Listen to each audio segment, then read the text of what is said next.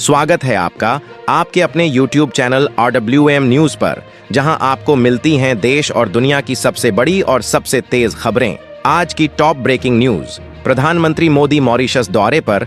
आज सर शिवसागर राम गुलाम botanical garden जाएंगे। ई श्रम पोर्टल पर 30 करोड़ से ज्यादा असंगठित कामगार रजिस्टर। 53% महिलाएं शामिल। लोकसभा में अलदान विधेयक 2024 पास। शिपिंग और ट्रेड सेक्टर को मिलेगी मजबूती। इन सभी खबरों की सटीक जानकारी आपको मिलेगी आज के जबरदस्त न्यूज बुलेटिन में। तो चैनल को सब्सक्राइब कर लीजिए और देखते रहिए RWM न्यूज, जहां हर खबर मिलती है सबसे पहले और सबसे सटीक। चलिए बिना देरी किए जानते हैं आज की पहली बड़ी खबर।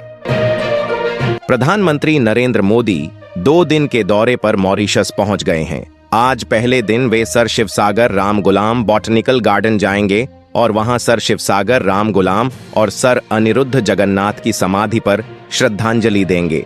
इस दौरान वे कई और कार्यक्रमों में भी हिस्सा लेंगे। भारत और आर्मेनिया ने मेडिकल प्रोडक्ट्स के रेगुलेशन को लेकर एक समझौता किया है। ये MOU कल नई दिल्ली में साइन हुआ, जिसमें विदेश मंत्री S जयशंकर और आर्मेनिया के विदेश मंत्री अरारात मिर्जोयान भी मौजूद थे। सरकार ने बताया है कि ई श्रम पोर्टल पर अब तक 30 करोड़ 68 लाख से ज्यादा असंगठित कामगार रजिस्टर हो चुके हैं।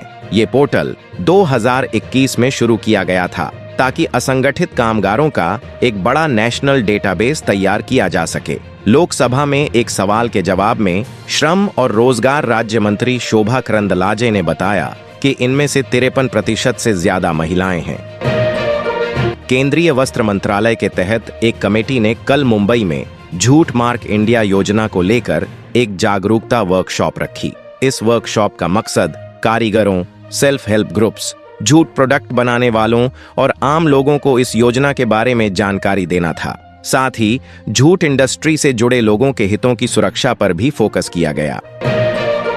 लोकसभा ने लदान विधेयक 2024 पास कर दिया है। ये नया कानून 1856 के पुराने लदान अधिनियम की जगह लेगा और लदान जारी करने के लिए एक नया लीगल फ्रेमवर्क तैयार करेगा। यह विधेयक खास तौर पर शिपिंग सेक्टर, ट्रेड और बिजनेस एक्टिविटीज को बढ़ावा देने के लिए बहुत अहम माना जा रहा है। संसद ने रेलवे संशोधन विधेयक 2024 पास कर दिया है। आज इसे राज्यसभा से भी मंजूरी मिल गई।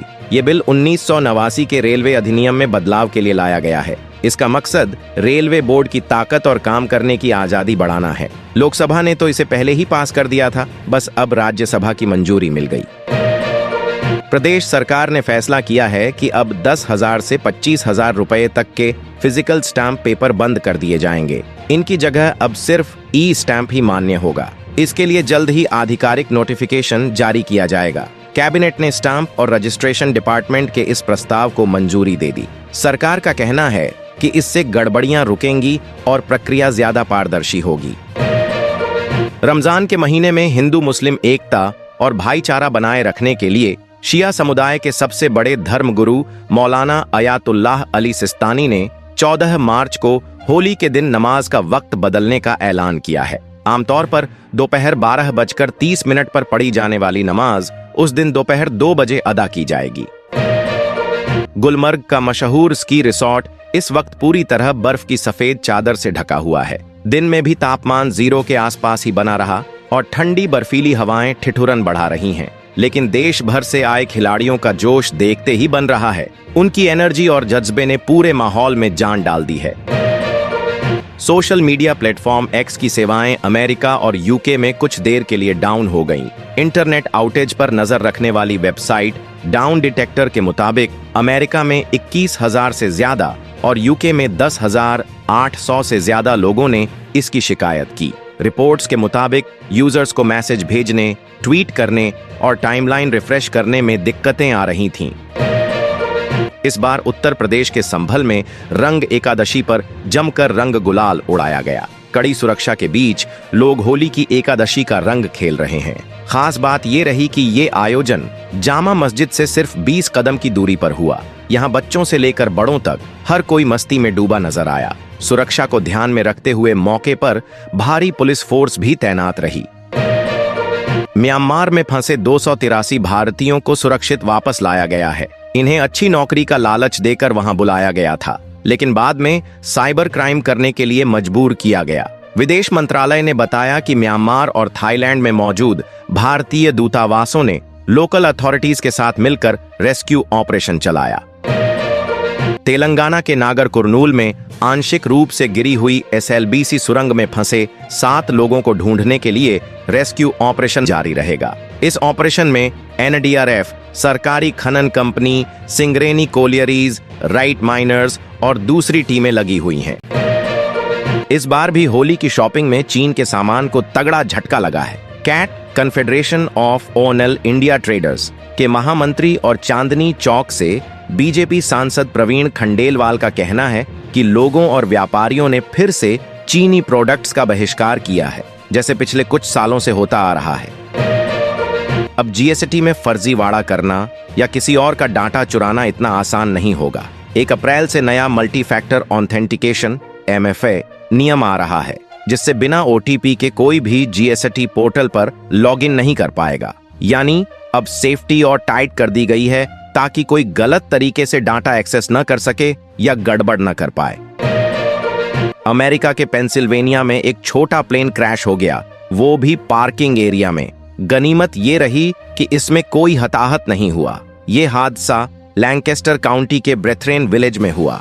मतलब सोचो, अगर पार्किंग में कोई गाड़ी वादी खड़ी होती तो बड़ा नुकसान हो सकता था।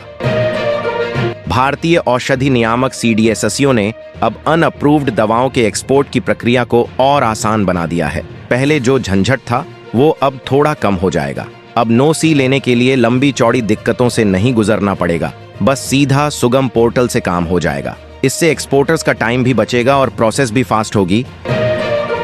उदयपुर में तो नकली घी का गोरख धंधा चल रहा था।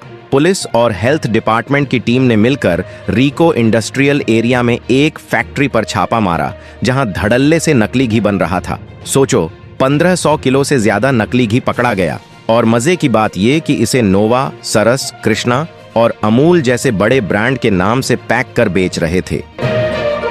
भारतीय एजेंसियों को एक बड़ी गड़बड़ का पता चला है। श्रीलंका से अवैध तरीके से लोग भारत में घुस रहे हैं, और वो भी 1000-2000 नहीं, पूरे 3000 से ज्यादा लोग पिछले 6 महीनों में आ चुके हैं। NIA और तमिलनाडु ATS की जांच में ये सामने आया है कि इन घुसपैठियों को तमिलनाडु और कर्नाटक में बसाया जा रहा है। सबसे हैरान करने वाली बात यह है कि ये लोग डंकी रूट का इस्तेमाल कर रहे हैं, यानी समुद्र के रास्ते या दूसरे गैर कानूनी तरीकों से भारत में एंट्री कर रहे हैं। इस बार 2025 के IIFA अवार्ड्स जयपुर, राजस्थान में हुए और क्या ही शानदार माहौल था।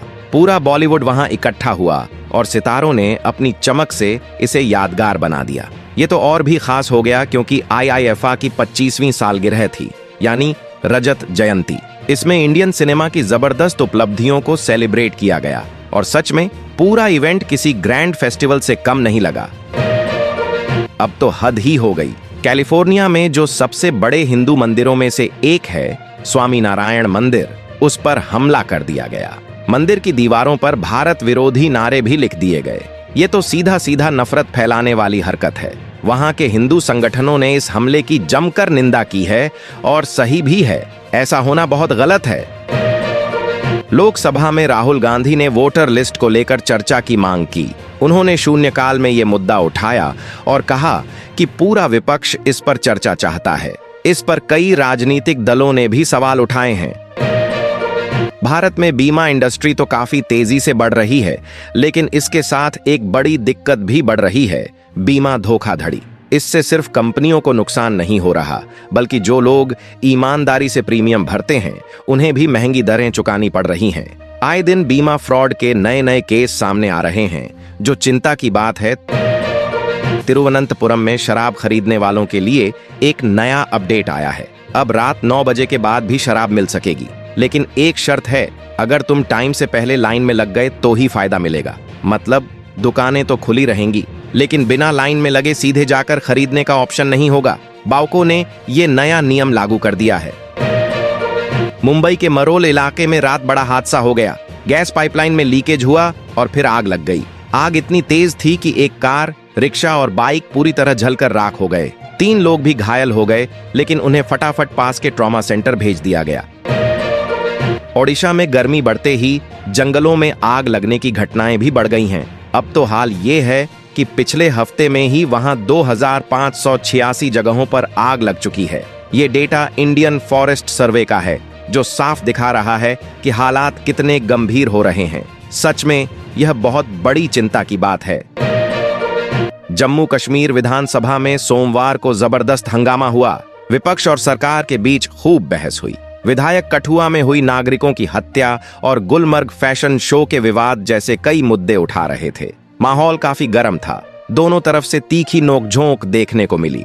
इसके साथ आज की वीडियो में बस इतना ही। अगर आपको वीडियो अच्छी लगी हो तो वीडियो को लाइक करें, शेयर करें और चैनल को सब्सक्राइब करें और बेल आइकन दबाएं ताकि नए वीडियो की अपडेट आपको मिलती रहे। तब तक के लिए जय हिंद, जय भारत।